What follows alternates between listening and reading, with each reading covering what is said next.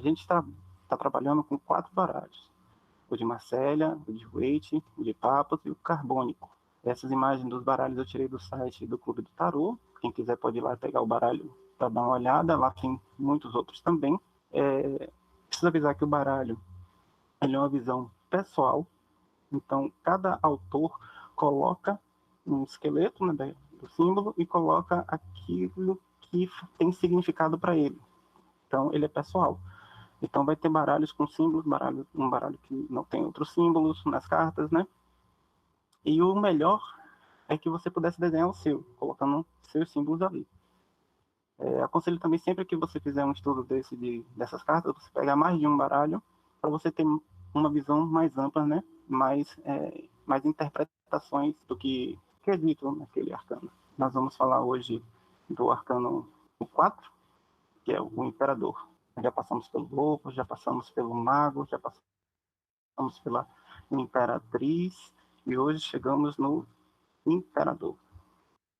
Essa primeira carta é o Imperador, quando está falando do baralho de Marselha, tá? O Imperador e a Imperatriz, eles se completam, né, na dualidade do gênero, aquela dualidade que a gente comentou na última carta, e aquela dualidade também do princípio ânimos e ânima de Jung.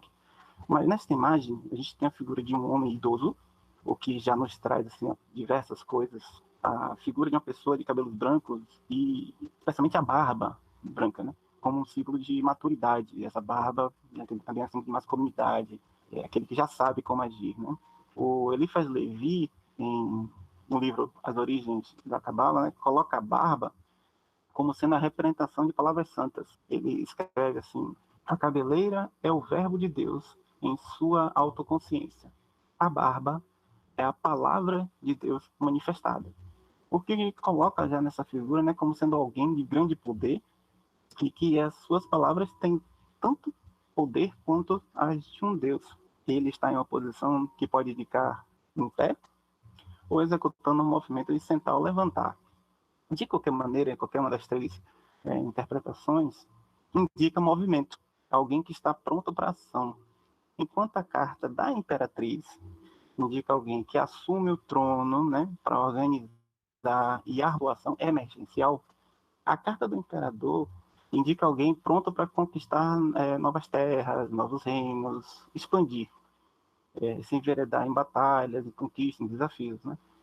Ele é o senhor da região, né, que está saindo e em busca de novas terras e ostentando também seu poder. A coroa, por exemplo, desse imperador é curva, ela não é uma coroa comum.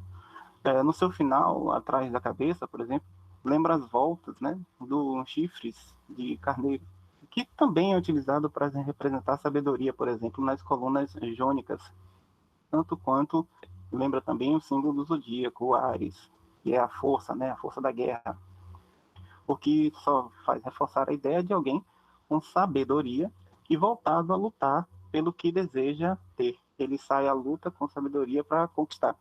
O escudo, né, com o brasão do reino, do império, no caso, ou da águia, né, não está sendo protegido pelo imperador como estava sendo protegido pela imperatriz. Está perto do imperador, mas está no chão, como que estivesse ali guardado até o seu retorno. Ele está deixando o reino ali, o império, como queira.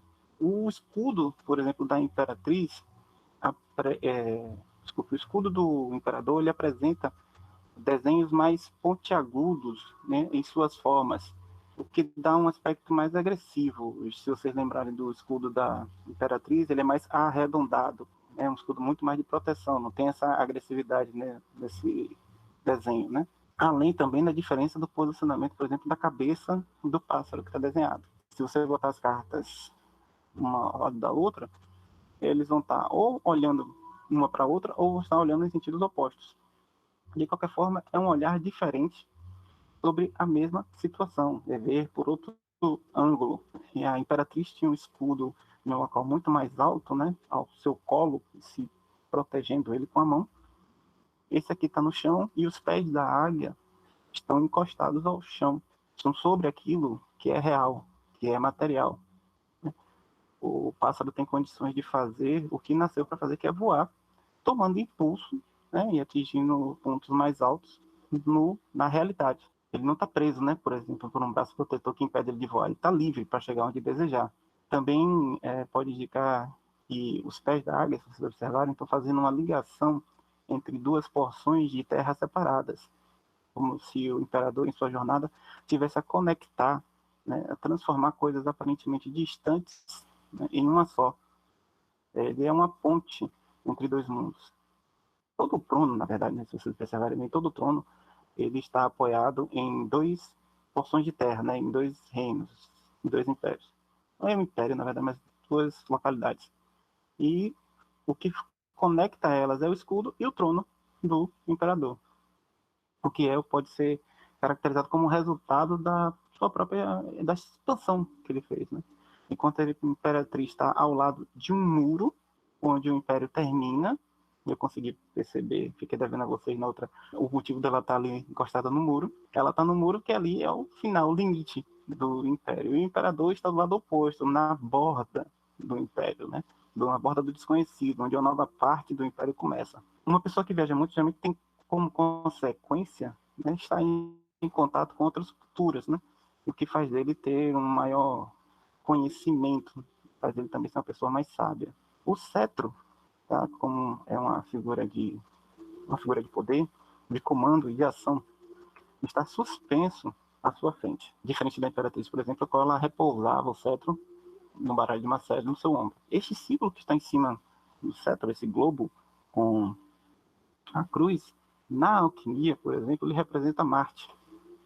É aquele que rege as guerras, que tem o impulso de fazer, simbolizando que o imperador não teme enfrentar as dificuldades, nem travar batalhas necessárias. Ao contrário, né? Ele sabe que isso acontecerá, pois isso está à sua frente. Uma guerra não precisa, na verdade, ser violenta. Ela pode ser o esforço, por exemplo, necessário para vencer uma dificuldade e sair vencedor, conseguir aquilo que foi conquistar. As pernas desse imperador estão fazendo um 4. Além de 4, né, ser o número desse arcano, 4 também simboliza materialidade. O imperador é aquele que se expande no material, no real. Cresce e domina aquilo que existe e que avista. As mãos e as pernas da figura podem representar o símbolo do enxofre, por exemplo, da alquimia, esse que eu deixei desenhado aí, né? O fogo, que é a parte do triângulo, né, superior, sobre os 4 elementos, que é a cruz de medidas iguais, tendo assim esse símbolo uma representação da alma, da consciência, vamos dizer assim, né, daquilo que está manifestado no mundo material, seja num minério, seja na pessoa, para eles tudo teria essa manifestação, a alma de todas as coisas, né? A representação daquilo que perdura, que continua, pronto, chamar assim. A ciência da carta pode indicar que nossa alma, ou aquilo que continua, tem a vocação ou predisposição para ser uma descobridora de novos mundos, de novas verdades. Está sempre expansão. E a partir da descoberta, né, ela expande o domínio da ação que ela tem, tudo aquilo que ela conhece. Eu queria chamar a atenção para uma variação, por exemplo, desse símbolo do enxofre, né? Se você, na figura que une, por exemplo, um quadrado e um triângulo, seria uma variação desse mesmo símbolo. Se você expandir, né, as linhas da cruz, né, a parte quadrada que vai acabar se formando é o mundo material e a parte triangular poderia ser o mundo espiritual, que não, já que ela, para alquimia, é o próprio fogo, transportando, assim, se a gente pegar o significado da carta, esse significado, né, e transportar para a carta, a gente pode pegar essa figura e colocar como insígnia, por exemplo, de alguém que está começando a devastar a si mesmo, pode significar aquele que desbravará novas terras, cheias de conhecimentos novos, para anexá-las aos seus domínios. Seria a expansão do próprio imperador, pode ser visto dessa forma. A segunda carta é do baralho de leite, e aqui a gente também tem um homem de barbas brancas, tenha-se o mesmo entendimento do que foi dito da carta anterior do baralho de Marcelo, né? Sobre a questão da barba, a palavra sabedoria, a palavra divina. Esse imperador, por exemplo, ele tá sentado, fato, diferente do baralho anterior, ele não aparenta estar saindo para guerra ou batalha. Esse imperador, apesar de não estar sentado, ele está pronto para batalha, pronto para ela. Ele está com o cetro na mão, né, sentado com o cetro na mão, passa uma maior intensidade da autoridade, né, que ele possui. A coroa, por exemplo, não é curvada, como o do anterior, porém, existem joias nessa coroa, que representa a luz da sabedoria que emana. Possui traços também que convergem para algo acima deles. Joias, quando você coloca na coroa, dependendo do ângulo que a luz bate, dá a impressão que existem raios de luz saindo, né? Ou seja, raios de sabedoria saindo da cabeça da pessoa que está usando a coroa, né? Mesmo essa figura aí sendo imperador, ou seja, ele é alguém que conquistou esse direito de estar sentado no trono. Ele não é diante de um rei que vem, que é alguém coroa ele, né? Aí, geralmente a igreja, ou ele tem uma hereditariedade. Um imperador, ele conquista isso, ele toma o poder. Então é alguém que fez por merecer estar ali. Mesmo assim, possui traços que convergem para cima, que parece que ele reconhece a existência de algo, né, acima dele. Vamos lá, a simbologia, por exemplo, de Ares, né, a simbologia dos chifres do carneiro, em forma de espiral, estão representadas no trono na qual ele está sentado, né? O trono da sabedoria e da guerra. Ele é digno de enfrentar, né, as dificuldades interpostas no caminho dele com sabedoria e com esse ímpeto. As faces que estão ocultas, por exemplo, do carneiro, na parte superior, indicam a existência de faces da sabedoria que não são visíveis para todos, né? E por isso, em alguns momentos, podem ser consideradas incompreendidas, faz parte. Algumas decisões que são tomadas, você não poder revelar todo o motivo e as pessoas acabarem não entendendo o porquê de você ter feito aquilo e você não pode contar para ninguém. Eu bem sei. Seu trono, esse trono que ele está sentado, né, possui linhas retas, bem retilíneo, que indica que aquele que sentar nesse local, né, deve agir com retidão. Ele é de pedra, né, que indica que este local não é confortável, né, para mim, que indica isso. Então, não tenta se apegar para ficar aí, não. Não vai ser prazeroso, vai ser difícil. Ele possui um degrau, se reparar, esse possui um degrau também para indicar que ele está apoiado sobre algo. Pode ser uma virtude, pode ser uma característica, mas ele tem algo que faz dele ser um nível acima dos outros. A paisagem diverge da carta da Imperatriz, desse baralho, porque a Imperatriz era cercada de natureza, né? Muita natureza mesmo. Aqui temos montanhas ao fundo, né? Indicando um local desconhecido, por exemplo, que deve ser explorado. Você não consegue ver o que está atrás da montanha. Quem já teve a oportunidade, né? Eu tive ainda bem de ficar diante de uma montanha e poder olhar para ela, percebe quão imponente, né? São essas montanhas, né? E a sensação de pequenez que você tem, de até insignificância diante delas. Às vezes, algumas pessoas, para mudar essa sensação, faz todo o possível para escalar uma montanha, para conquistá-la, né? Porque realmente é algo impactante você olhar para essa montanha. Então, é um desafio que ele vai vencer. O cetro, que está na mão do imperador, é uma variação, né, do símbolo de Marte, que eu falei, dos alquimistas, e ele também lembra aquele Ankh ou Anr dos egípcios, que é o símbolo da vida eterna. É até muito útil, né, para quem se coloca em embates mortais, você ter um símbolo que te garanta a vida eterna.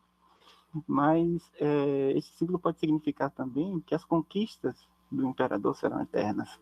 Aquilo que ele aprende, né, desse novo desbravar de conhecimentos, permanecerá para todo sempre com ele. Na sua mão esquerda está o orbe, que pode significar tudo aquilo que foi conquistado, pois é uma esfera, né?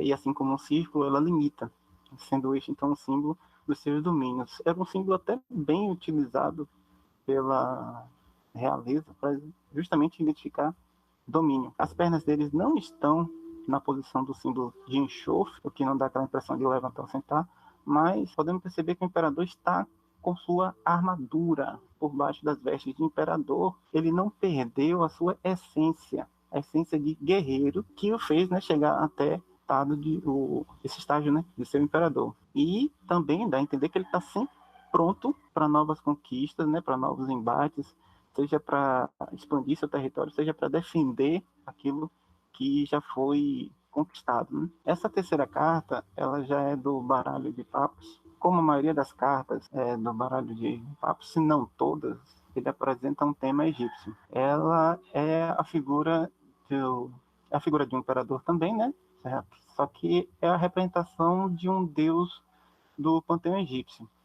Pela cor verde, pela barba preta e pelo formato dessa coroa na cabeça, leva a interpretar que é uma simbologia para Osíris. Osíris sempre é retratado como verde mas só que mumificado. A carta do imperador sempre remete a gente ao mundo material, né? Porém, Osíris é o senhor do mundo espiritual, né?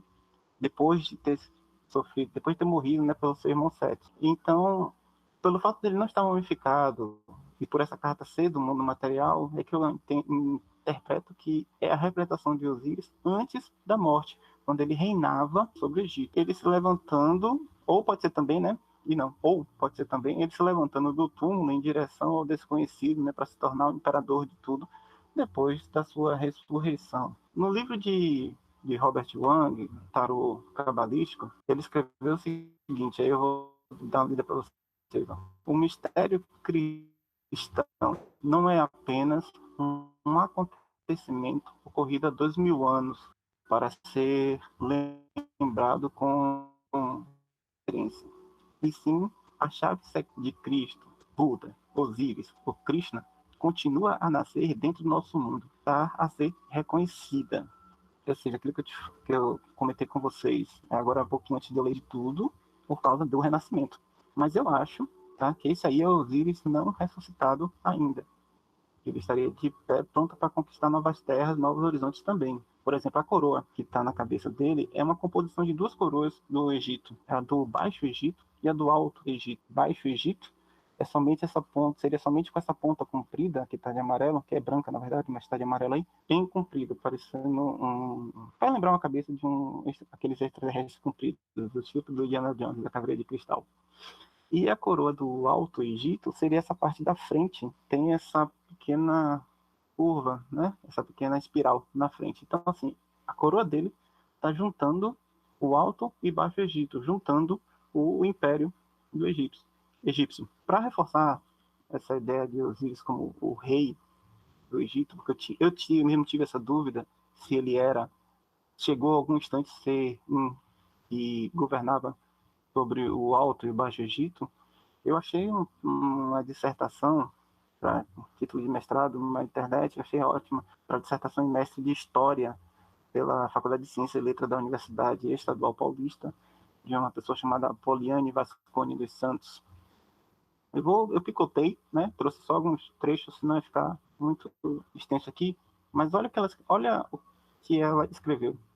Osíris era filho primogênito de Nut, a deusa Céu, e de Geb, o deus Terra, irmão de Ísis. Mais na frente, Osíris tinha como suas cores o preto, identificado ao renascimento e a cor fértil da terra, e também com verde, e representava a fecundidade, a vegetação e o renascimento. Mais na frente, como filho primogênito de Geb, cabe a Osíris descer à terra para governá-la, sendo os primeiros deuses a reinar na terra, no caso Osíris e Ísis. Ensinaram os homens a viverem em paz, sem se destruírem mutuamente, e fixando-se numa moradia onde pudessem viver com sua família.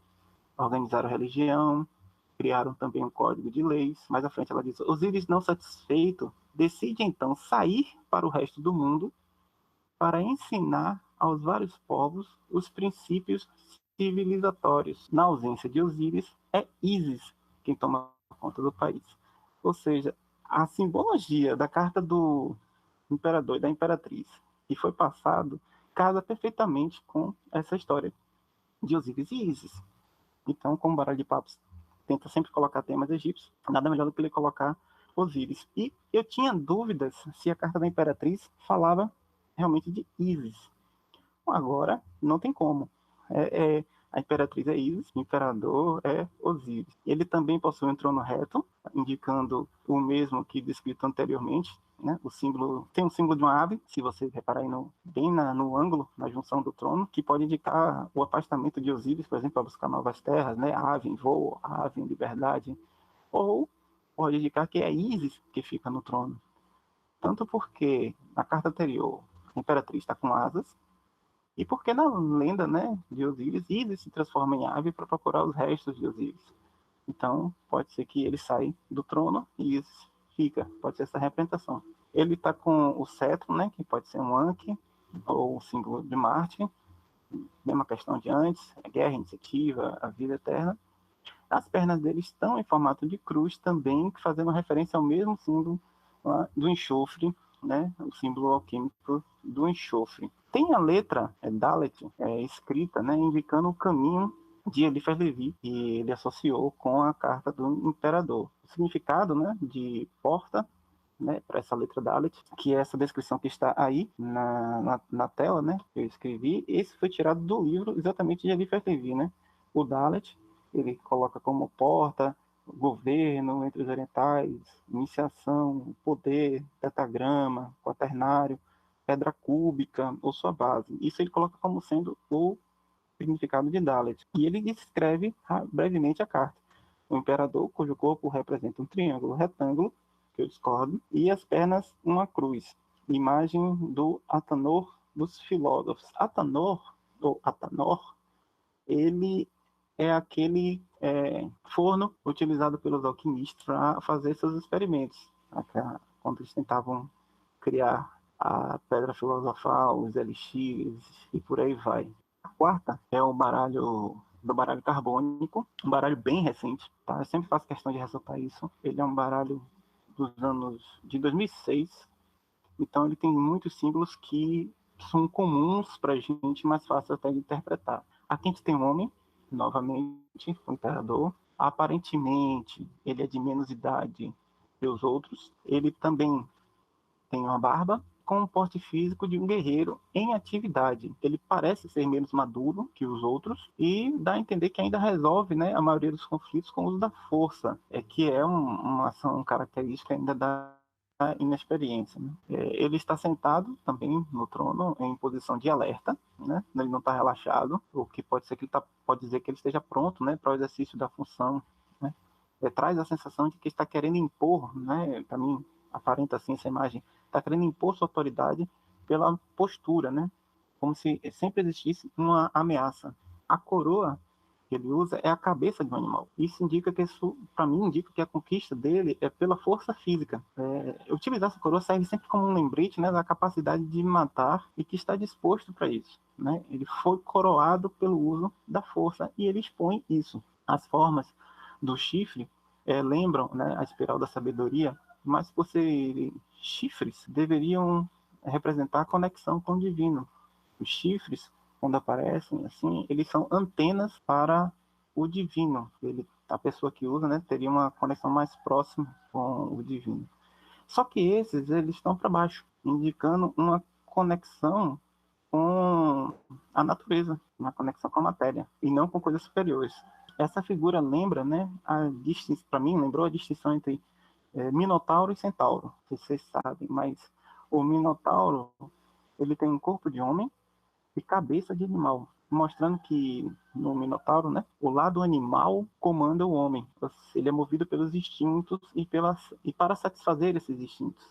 Se tem fome, come, se tem sede, ele bebe, calor procura sombra, sono vai dormir, etc. É vida de vaca. É um ser que não evoluiu, né? Uma vida animal. O centauro, ele já é um animal com a parte superior de homem, ou seja, o humano controla a parte animal. O instinto existe e todos os desejos estão ali, mas existe um homem comandando e sabendo quando dar atenção a eles, quando ignorá-los e quando utilizá-los. Com isso, né, o centauro acaba buscando algo mais, não apenas existir. Se você olhar na mitologia, ele era até né?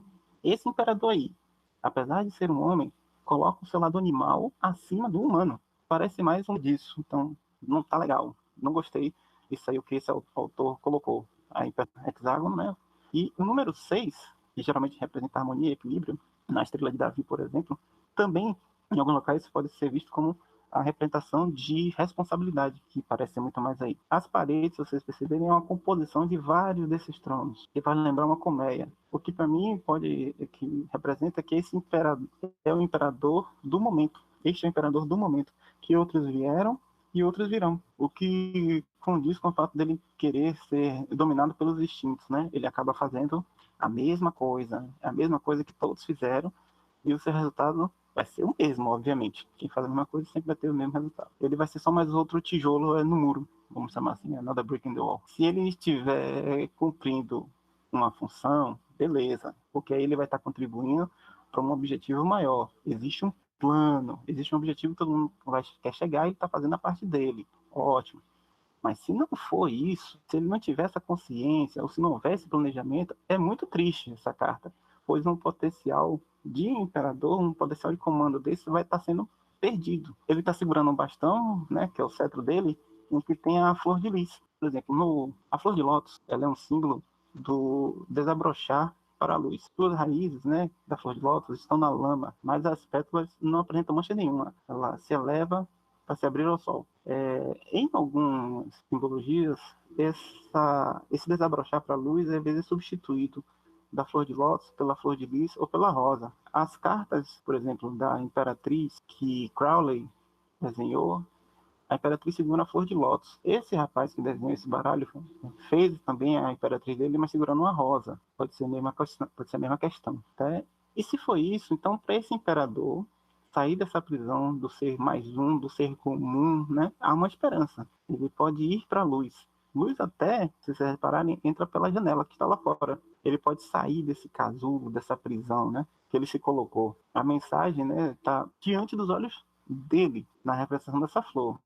Mas vai ter que ser ele que ter a iniciativa de buscar novas terras, de sair desse trono, de explorar, né, de ver outras coisas. Essa flor de lis, voltando à flor de lis, ela foi muito utilizada muito pela França, né? E ela é a representação de um lírio, na verdade. E por ela ter essas 3 pétalas, ela é associada a diversas tríades. E aí, a tríade que você quiser. Teve grande aceitação essa símbolo por causa disso. Cada um fazia a associação que achava melhor. Por exemplo, pureza, perfeição, lealdade, honra. Até pode colocar tríade cristã, de Pai, Filho e de Espírito Santo. Manda ver. Então, popularizou. O globo com a cruz, ele está ali na mão, representa, no caso, o império, que ele está protegendo, né? Você vê que ele tem um recuo ali no braço. O símbolo do enxofre, né? Não está em formato de pernada, mas está no cinto do imperador, mesma simbologia. A letra Re aparece, né, em cima da janela para indicar o caminho com sua